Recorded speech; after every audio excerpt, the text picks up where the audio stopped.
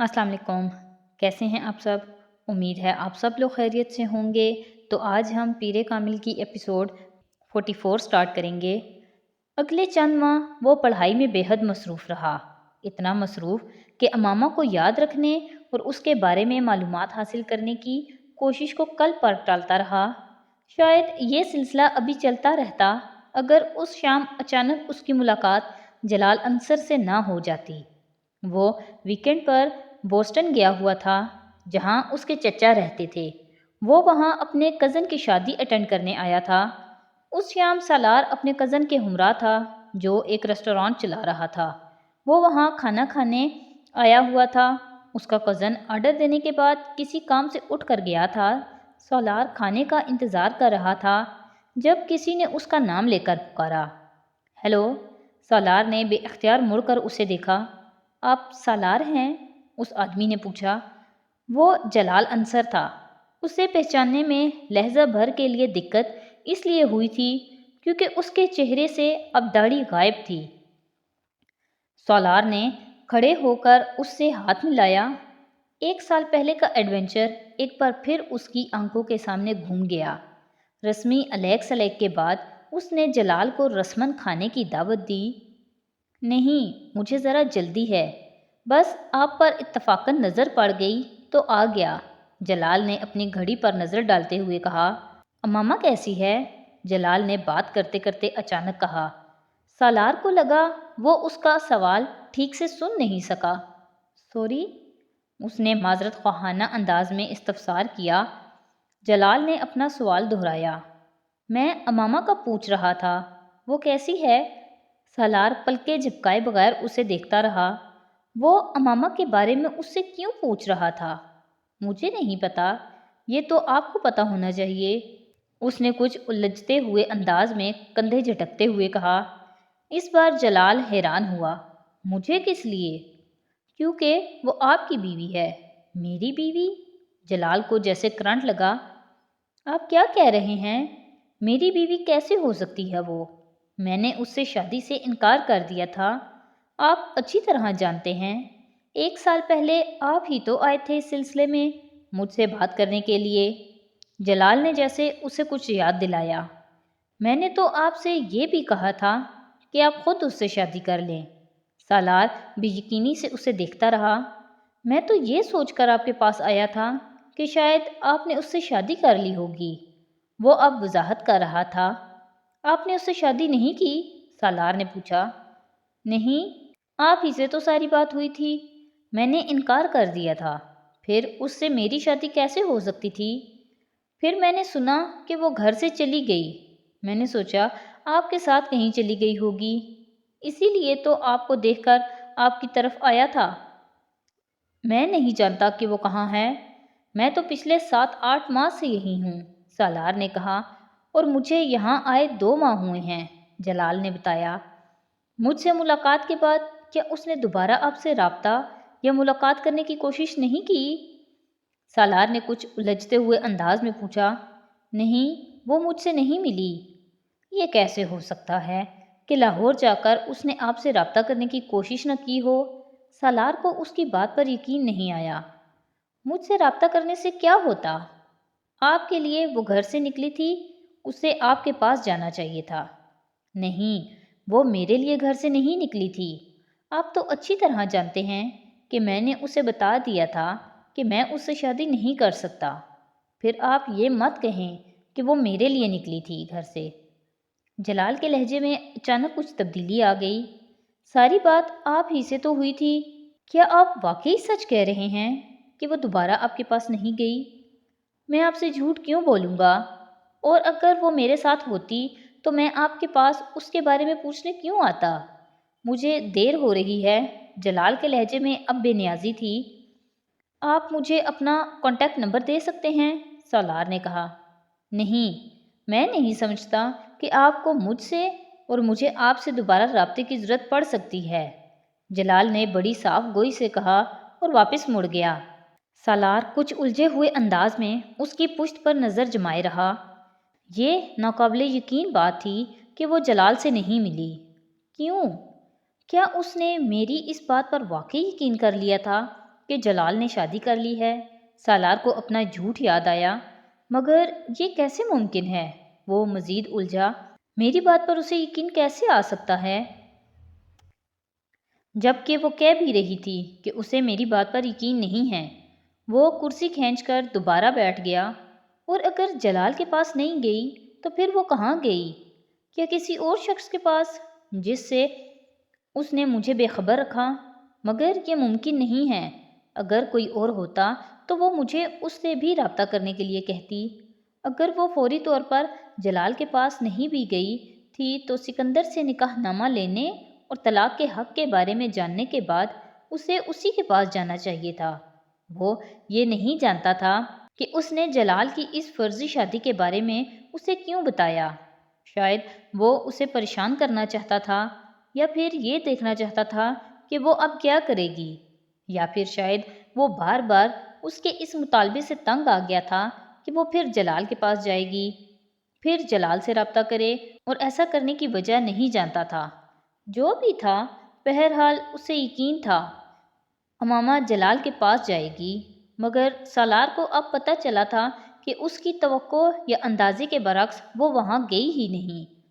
Waiter اب کھانا سرو کر رہا تھا۔ اس کا کزن آ چکا تھا۔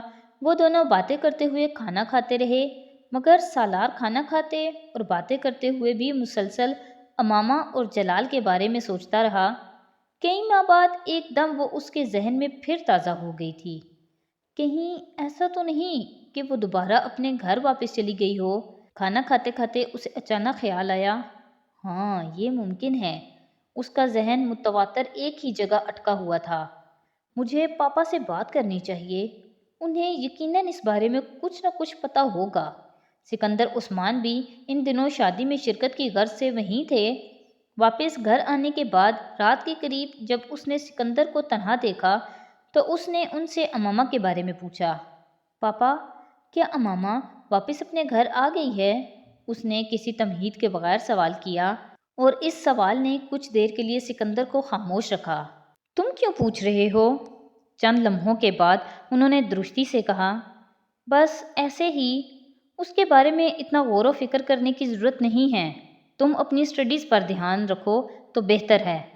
پاپا پلیز آپ میرے سوال کا جواب دیں۔ کیوں جواب دوں؟ تمہارا اس کے ساتھ تعلق کیا ہے؟ سکندر کی ناراضگی میں اضافہ ہو گیا۔ پاپا، اس کا ایک بوائے فرینڈ مجھے آج ملا ہے یہاں، وہی جس کے ساتھ وہ شادی کرنا چاہتی تھی۔ تو پھر یہ کہ ان دونوں نے شادی نہیں کی۔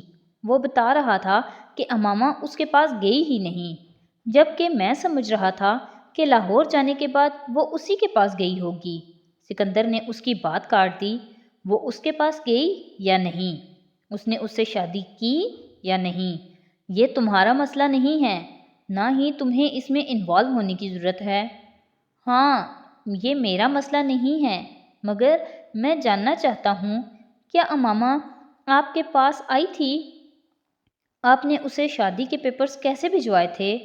میرا مطلب کس کے ذریعے؟ سالار نے کہا۔ تم سے کس نے کہا کہ اس نے مجھ سے رابطہ کیا تھا؟ وہ ان کے سوال پر حیران ہوا۔ میں نے خود اندازہ لگایا، اس نے مجھ سے کوئی رابطہ نہیں کیا۔ وہ رابطہ کرتی تو میں ہاشم مبین کو اس کے بارے میں بتا دیتا۔ سالار ان کا چہرہ دیکھتا رہا۔ میں نے تمہارے کمرے کی تلاشی لی اور میرے ہاتھ وہ نکاح نامہ لگ گیا۔ مجھے یہاں بھجواتے ہوئے آپ نے کہا تھا کہ آپ وہ پیپرز امامہ تک بھجوا دیں گے۔ ہاں، یہ اس صورت میں ہوتا اگر وہ مجھ سے رابطہ کرتی، مگر اس نے مجھ سے رابطہ نہیں کیا۔ تمہیں یہ یقین کیوں ہے کہ اس نے مجھ سے ضرور رابطہ کیا ہوگا؟ اس بار سکندر نے سوال کر ڈالا۔ سالار کچھ دیر خاموش رہا، پھر اس نے پوچھا، پولیس کو اس کے بارے میں کچھ پتہ نہیں چلا؟ نہیں، پولیس کو پتہ چلتا تو وہ اب تک ہاشم مبین کے گھر واپس آ چکی ہوتی، مگر پولیس ابھی بھی اس کی تلاش میں ہے۔ سکندر نے کہا، ایک بات تو طے ہے سالار، کہ اب تم دوبارہ امامہ کے بارے میں کوئی تماشا نہیں کرو گے۔ وہ جہاں ہے، جس حال میں ہے، تمہیں اپنا دماغ تھکانے کی ضرورت نہیں۔ تمہارا اس کے ساتھ کوئی تعلق نہیں ہے۔ پولیس جیسے ہی اسے ڈھونڈے گی، میں وہ پیپرز ہاشم مبین تک پہنچا دوں گا، تاکہ تمہاری جان ہمیشہ کے لیے اس سے چھوٹ جائے۔ پاپا، کیا اس نے واقعی کبھی گھر فون نہیں کیا مجھ سے بات کرنے کے لیے؟ سالار نے ان کی بات پر غور کیے بغیر کہا، کیا وہ تمہیں فون کیا کرتی تھی؟ وہ ان کا چہرہ دیکھنے لگا۔ گھر سے چلے جانے کے بعد اس نے صرف ایک بار فون کیا تھا، پھر میں یہاں آ گیا۔ ہو سکتا ہے اس نے دوبارہ فون کیا ہو جس کے بارے میں آپ مجھے نہیں بتا رہے۔ اس نے تمہیں فون نہیں کیا، اگر کرتی تو میں تمہاری اور اس کی شادی کے بارے میں بہت سے معاملات کو ختم کر دیتا۔ میں تمہاری طرف سے اسے طلاق دے دیتا۔ یہ سب آپ کیسے کر سکتے ہیں؟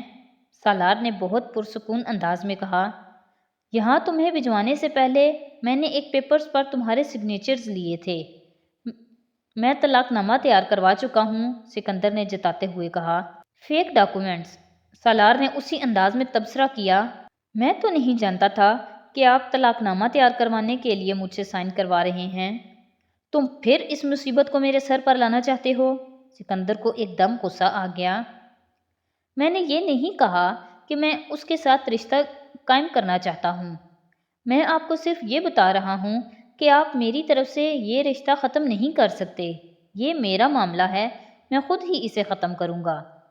تم صرف یہ شکر کرو کہ تم اس وقت یہاں اطمینان سے بیٹھے ہوئے ہو، ورنہ تم نے جس خاندان کو اپنے پیچھے لگا لیا تھا وہ خاندان قبر تک بھی تمہارا پیچھا نہ چھوڑتا، اور یہ بھی ممکن ہے وہ یہاں بھی تمہاری نگرانی کروا رہے ہوں یا انتظار کر رہے ہوں کہ تم مطمئن ہو کر دوبارہ امامہ کے ساتھ رابطہ کرو اور وہ تم دونوں کے لیے ایک کنواں تیار کر لیں۔ آپ خواہ مخواہ مجھے خوفزدہ کر رہے ہیں۔ پہلی بات تو یہ ہے کہ میں یہ ماننے پر تیار نہیں ہوں کہ یہاں امریکہ میں کوئی میری نگرانی کر رہا ہوگا، اور وہ بھی اتنا عرصہ گزر جانے کے بعد۔ اور دوسری بات یہ ہے کہ میں امامہ کے ساتھ تو کوئی رابطہ نہیں کر رہا، کیونکہ میں واقعی نہیں جانتا کہ وہ کہاں ہے۔ پھر رابطے کا تو سوال ہی پیدا نہیں ہوتا۔ تو پھر تمہیں اس کے بارے میں اس قدر کانشیس ہونے کی کیا ضرورت ہے؟ وہ جہاں بھی ہے، جیسی ہے، رہنے دو اسے۔ سکندر کو کچھ اطمینان ہوا۔ آپ میرے موبائل کے بل چیک کریں۔ وہ موبائل اس کے پاس ہے، ہو سکتا ہے پہلے نہیں تو اب وہ اس سے کالز کر لیتی ہو۔ وہ اس سے کالز نہیں کرتی، موبائل مستقل طور پر بند ہے۔ جو 15 کالز اس نے کی تھیں وہ سب میڈیکل کالج میں ساتھ پڑھنے والی لڑکیوں کو ہی کی تھیں، اور پولیس پہلے ہی انہیں انویسٹیگیٹ کر چکی ہے۔ لاہور میں وہ ایک لڑکی کے گھر گئی تھی، مگر وہ لڑکی پشاور میں تھی اور اس کے واپس آنے سے پہلے ہی وہ اس کے گھر سے چلی گئی۔ کہاں گئی؟ پولیس کو پتہ نہیں چل سکا۔ سالار چبھتی ہوئی نظروں سے انہیں دیکھتا رہا، پھر اس نے کہا، آپ کو حسن نے میرے اور اس کے بارے میں بتایا تھا؟ سکندر کچھ بول نہیں سکے۔ موبائل کے امامہ کے پاس ہونے کے بارے میں صرف حسن ہی جانتا تھا۔ کم از کم یہ ایسی بات تھی جو سکندر عثمان صرف اس کے کمرے کی تلاشی لے کر نہیں جان سکتے تھے۔ اسے ان سے بات کرتے ہوئے پہلی بار اچانک حسن پر شبہ ہوا تھا، کیونکہ سکندر عثمان کو اتنی چھوٹی موٹی باتوں کا پتہ تھا جو صرف اسے پتہ تھیں، یا پھر حسن کو۔ کوئی تیسرا ان سے واقف نہیں تھا۔ اس نے سکندر عثمان کو کچھ نہیں بتایا تھا، تو یقینی طور پر یہ حسن ہی ہو سکتا تھا جس نے انہیں ساری تفصیلات سے آگاہ کیا تھا۔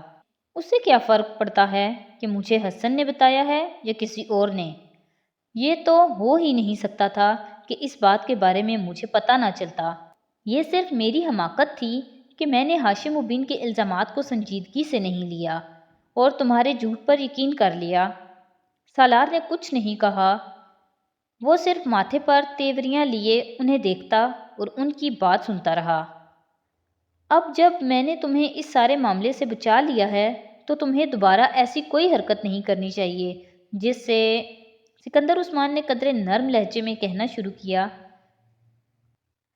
مگر اس سے پہلے کہ ان کی بات مکمل ہوتی، سالار ایک جھٹکے سے اٹھ کر کمرے سے باہر نکل گیا۔ تو آج کی ایپیسوڈ یہیں پہ ختم کرتے ہیں۔ نیکسٹ ایپیسوڈ کے ساتھ کل پھر حاضر ہوں گے۔ تو اگر آپ کو میری ویڈیوز اچھی لگ رہی ہیں تو پلیز میری ویڈیوز کو لائک کریں، میرے چینل کو سبسکرائب کریں اور اپنے فیملی اور فرینڈ کے ساتھ شیئر کریں۔ بہت شکریہ۔